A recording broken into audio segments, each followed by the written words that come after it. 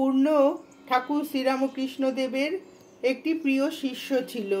যখন তার বয়স মাত্র 9 বছর তখন তাকে ঠাকুরের কাছে নিয়ে আসা হয়েছিল।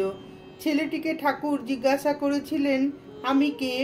পূর্ণ এক মুহূর্ত দ্বিধা না করে উত্তর দিল, আপনি ঈশ্বরের অবতার। তখন ঠাকুর তাকে জিজ্ঞাসা করলেন, সে রোজ ঈশ্বর চিন্তায় কিছু সময় কাটায় কিনা। ছেলেটি বলল, সে প্রায় ধ্যান করে এবং ধ্যান করলেই তার চোখের কোণ দিয়ে আনন্দ অশ্রু গড়িয়ে পড়ে।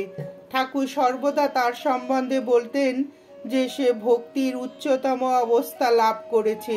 তিনি তাকে এত ভালোবাসতেন যে কখনো কখনো তার স্কুলের গেটের সামনে দাঁড়িয়ে থাকতেন তাকে মিষ্টি খাওয়ানোর জন্য।